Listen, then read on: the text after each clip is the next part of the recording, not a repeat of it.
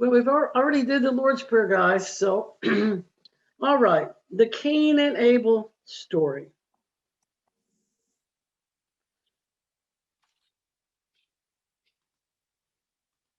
I'm going to skip the preliminaries.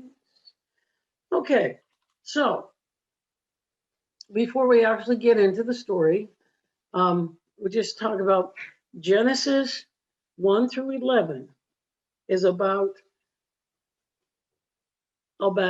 all humanity, and and the whole book of Genesis starts out with with humankind in a perfect situation, paradise, whatnot, and then Adam and Eve get expelled, and then the rest of these chapters through chapter 11 is about what happened to the human family and how has the human family gone astray. So the Cain and Abel story, right? One thing to remember about it as we read it is that, okay, the story itself is not complete per se, because scholars say that there were other stories, more detailed versions of these stories, of this story, Cain and Abel, prior to it being put into the Bible.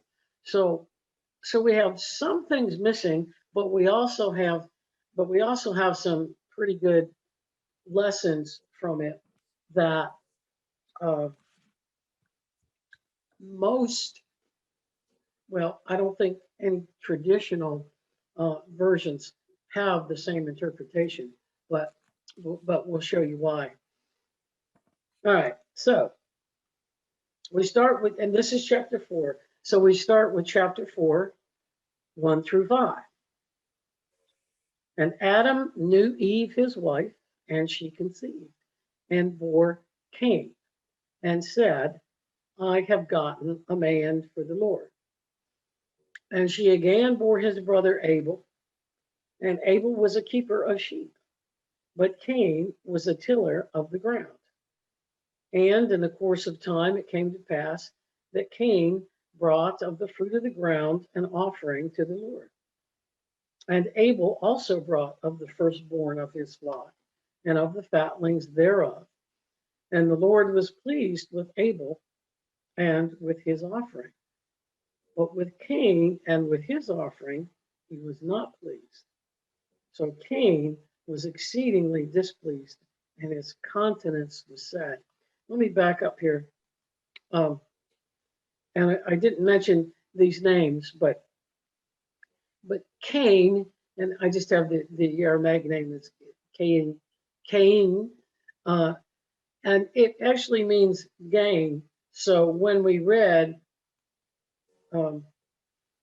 we read that his mother Eve said, I have gained a son, a man for the Lord. Okay, so let's get into this. Cain was a uh, tiller of the soil, and Abel was a shepherd, um, so to speak. He was he brought meat. He brought the firstborn of his flock. All right, and so we understand that God was displeased with Cain. Now, um, everyone interprets this story as God did not like Cain's offering of vegetables, probably. Okay.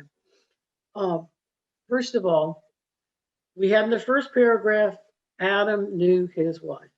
Okay, well, throughout the Bible, you will see that this word knew, and it means that the people had sexual intercourse.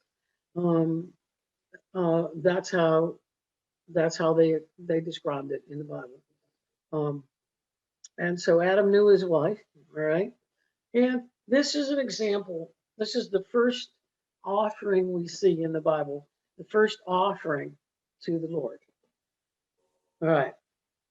But now, when we get to the idea that God didn't accept Cain's fruit or vegetables, whatever you want to say, all right,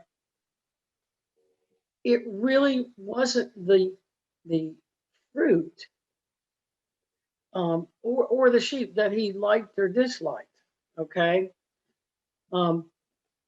what the problem was is okay, and what's missing from this story not being complete is that Cain and Abel evidently had some issues, like sibling rivalry or whatever, and to start with, and um, so when Cain brought his offering, um, his offering wasn't from the heart. He had problems with his brother. And now let's go on to these next verses. Okay, but because it's these verses, if you look carefully, it's these verses that say, it had nothing to do with the fact that Cain brought uh, fruits from the ground or vegetables. Okay, and the Lord said to Cain, "Why are you displeased? And why is your countenance sad?" And here's the one: "Behold, if you do well, shall you not be accepted? And if you do not well, sin lies at the door. You should return to your brother, and he shall be subject to you." And Cain said to Abel his brother, "Let us go to the plain." And it came to pass, when they were in the field, that Cain rose up against Abel his brother and slew him. All right. Um,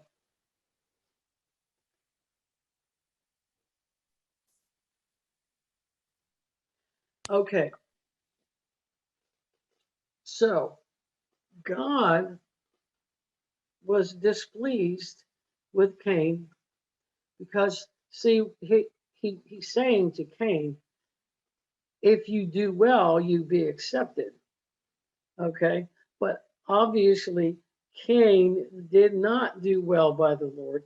He had he had um, bitterness in his heart towards his brother Abel, and God encouraged him to go back to his brother and and that his brother would be subject to him. Now, there's another point in here.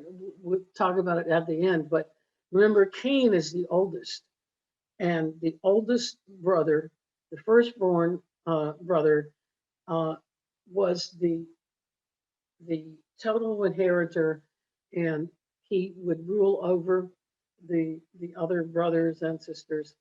Um, and Abel was the younger brother. Okay, and so what Jesus was saying, and see, this also indicates that King Abel was probably one of these people, these children that he just was better in spirit. Probably his parents knew that, and Cain believed they favored his brother over him. Anyway, so that's why um, that's why first of all he didn't. It was Cain that God did not accept, not the vegetables or the fruit. Okay, now I put a little parallel in here because remember, Jesus um, Jesus taught from the Torah. Okay, everything that just about everything that he came up with, he had studied from the Torah. So I want to take you to the Matthew verse 5:23. Okay. And it's just kind of reminiscent of this. And it says, if it should happen, therefore, that while you are presenting your offering upon the altar, and right there, you remember that your brother has any grievance against you, leave your offering there upon the altar and first go and make peace with your brother, and then come back and present your offering. This is the idea that why God did not accept Cain's offering, because their hearts weren't in the right place. Okay.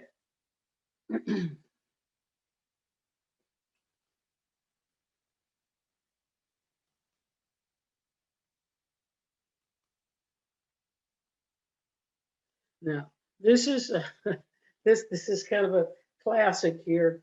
Kind of goes back reminiscent of God and uh, of God and Adam and Eve in the garden. Okay, and the Lord said to Cain, "Where is Abel your brother?" And he said, "I do not know. Am I my brother's keeper?" Um, Interestingly enough, this phrase, "Am I my brother's keeper?" has well, you hear it for for centuries. You always hear that phrase, "Am I my brother's keeper?" Okay, and in this, and then the Lord said, "What have you done? The voice of your brother's blood cries to me from the ground, and from henceforth you are cursed from the earth,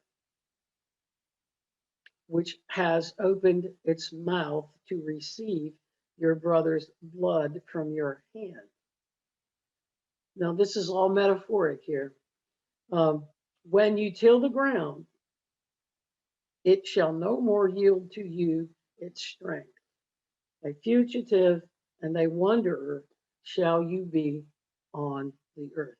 Now, here's the thing about this story, as it was in the Adam and Eve story. And this is a story, okay? It is a story.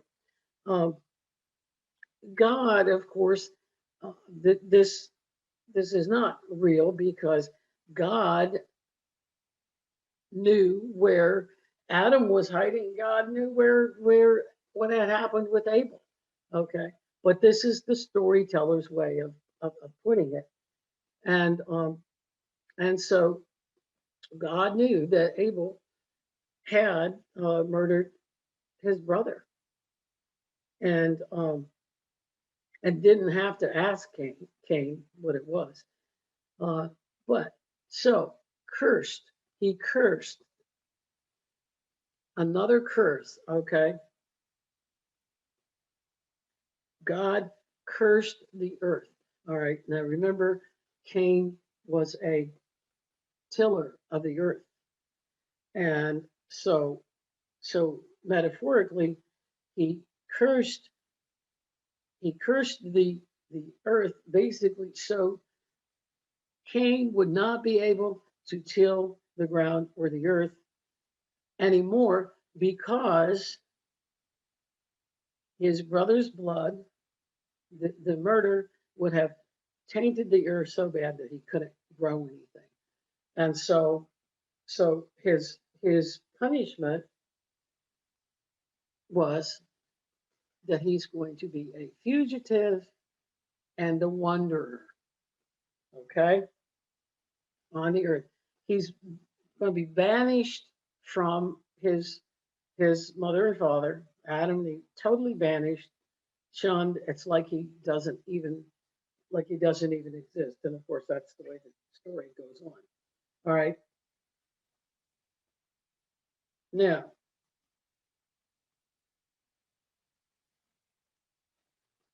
Cain, of course, is starting to realize, and Cain said to the Lord, "My transgression is too great to be forgiven.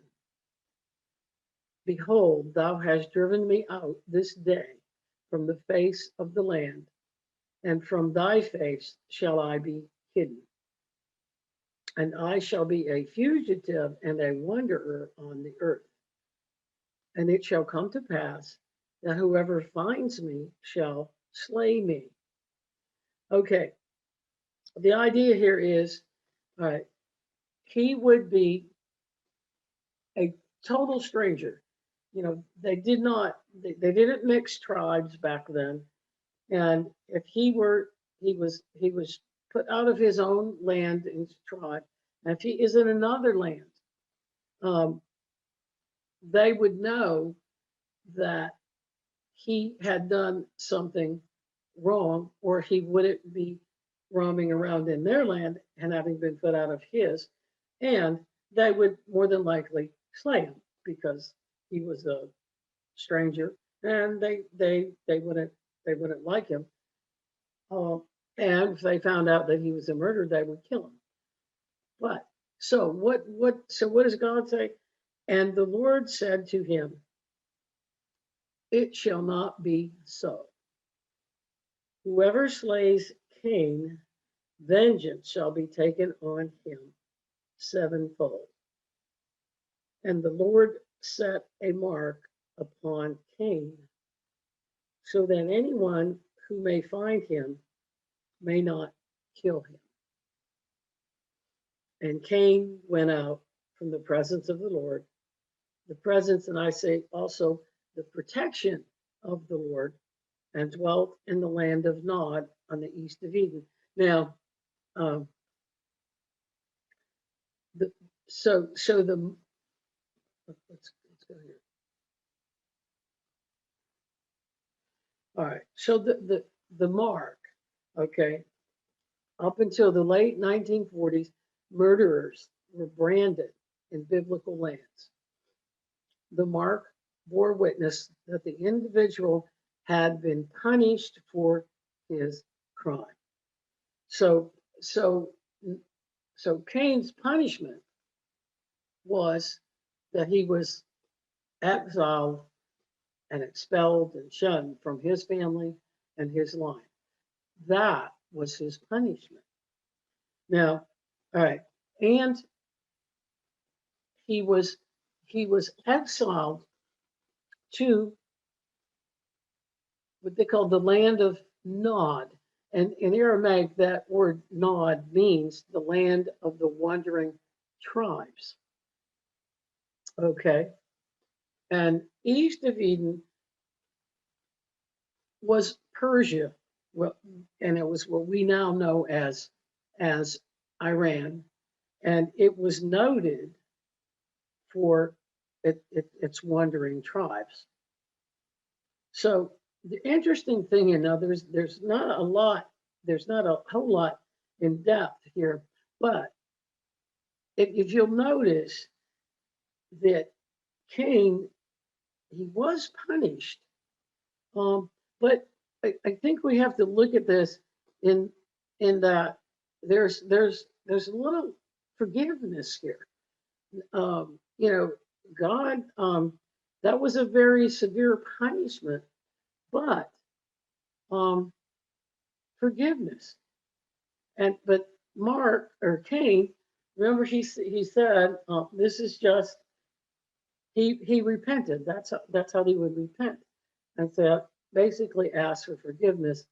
And so he put a mark on his head. He went into the other lands, and Cain, okay, and Cain knew his wife, and she conceived and bore Enoch, and he started to build a village and named the village after the name of his son, Enoch. Now the key here is he did go to that strange land, and of course he didn't get killed, and he basically was successful, and he ended up being a a um, a shepherd and a tender of cattle, so to speak, because obviously he couldn't till the ground at that point. And so essentially what we're saying is that Cain became the first Bedouin.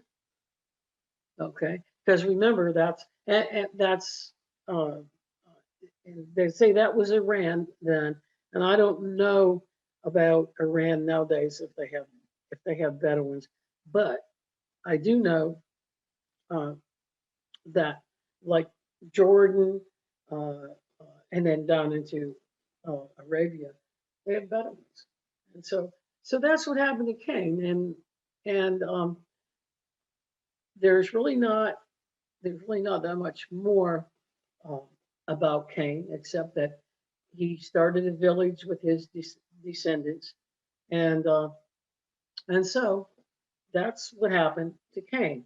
Now,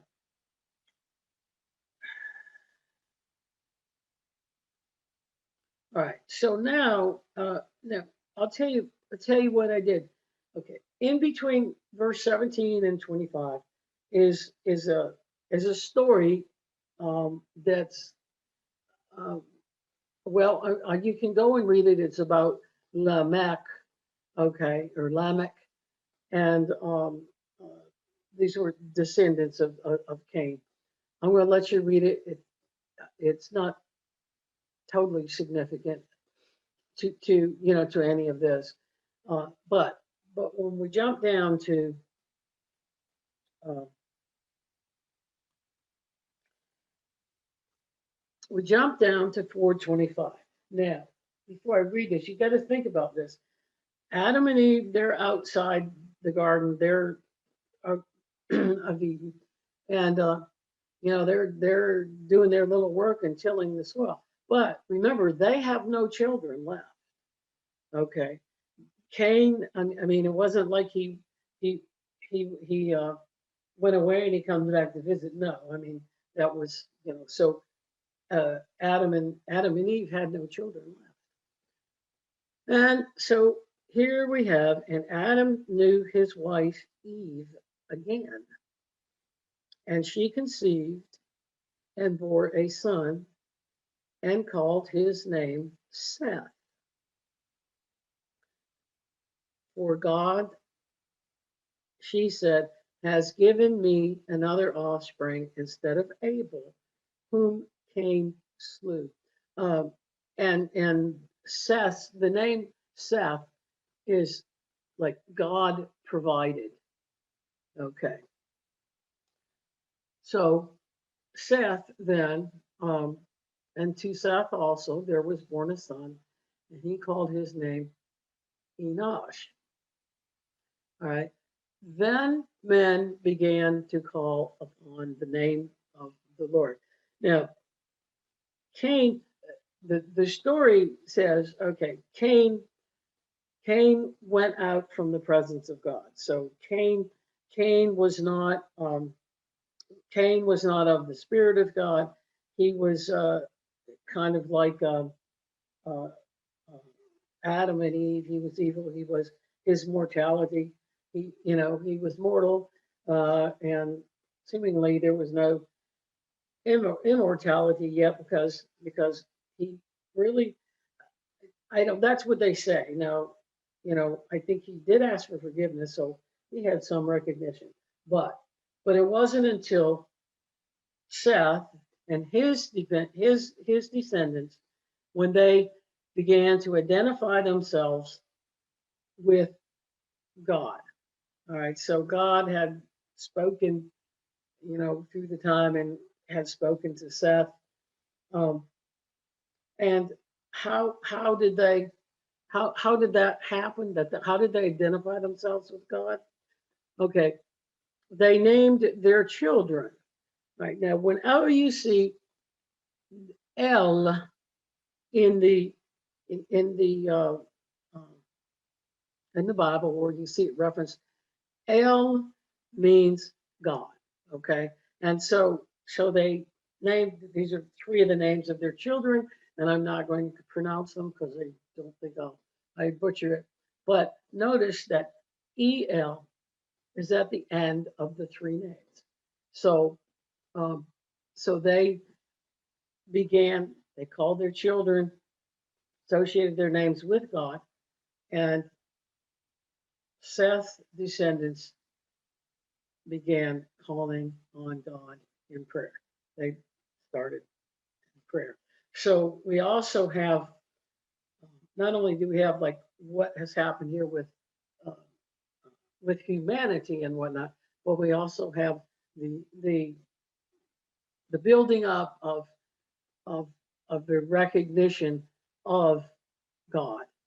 And so so we leave here with Seth, and of course Seth is going to have some children or Seth's children, and we're going to be moving on towards Noah. But before we get to Noah, uh, everything basically with humankind, um, if you'll excuse my expression, but that's the way it goes. Everything everything from Adam and Eve to Noah and the flood, it was another one of these situations where humankind and the world went to hell in a handbasket, so to speak. And that's what all this that's what this is all about. Until we get to chapter 12, which is starting with Abraham, and Abraham is called um, to try and straighten this mess out, kind of like Jesus. Okay, so to um, to kind of summarize this, um, I have a couple references here. Again, because this is the Old Testament, we can get some references from the Torah commentaries. And so I thought we would just kind of read this. In the story of Cain and Abel, man's relationship to God is explored in a social setting. It is in the context of human relationships that choices between good and evil will henceforth have to be made.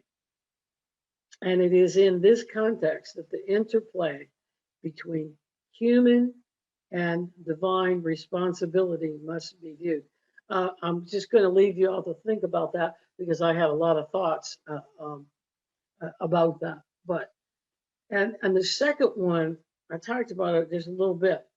All right, uh, there's the story of the brothers also introduces a secondary theme that will recur from in the Bible: the struggle between siblings. And that, of course, the struggle between siblings is um, it's been going on since the beginning. And so that was introduced here. But, but it's also a theme in the Bible. Okay, it says, time after time, our sympathies are directed towards the younger one. And even when, like Abel dies, it is still the younger sibling, Seth, who provides the link with the future. And now, if you think about and you know your Bible, okay, we have the same thing going on with Jacob and Esau. Because remember, it's the elder brother that's supposed to have all of the control, all of the assets, the inheritance, and whatnot. That's the most significant. The firstborn child is like sacred. But in these stories, like this one, okay, Cain was the firstborn son, and evidently he had some problems, and Abel was probably favored. Um, and then we have the story of Jacob and Esau, where Jacob actually stole Esau's rights as the firstborn son. And then you have the story of Joseph and his brothers. Joseph, remember, Joseph was the youngest of the brothers. And it turns out that he was, he was favored, and he's the one that carried on the line and did the uh, and controlled the property and whatever. And if you remember, I don't have it here, but the story of the prodigal son also was the younger brother is the one who went off and just did everything in the world and came back, and he was honored, and the older brother, of course, resented it. So that's a theme that you see throughout the Bible, and um, that's what the Cain and Abel story was all about. And it wasn't about how. And once again, if you if you are familiar with these from your past, or if you have maybe um, attempted to Google any of this, it is mind-boggling. Okay, it is just mind-boggling as to uh, what people have said, what scholars have said, and whatnot. And mainly this story, and rightfully so, unless you're looking at it from the cultural standpoint and from the spirit of the word, so to speak. Um, it just bears on and takes new meaning. And so okay, so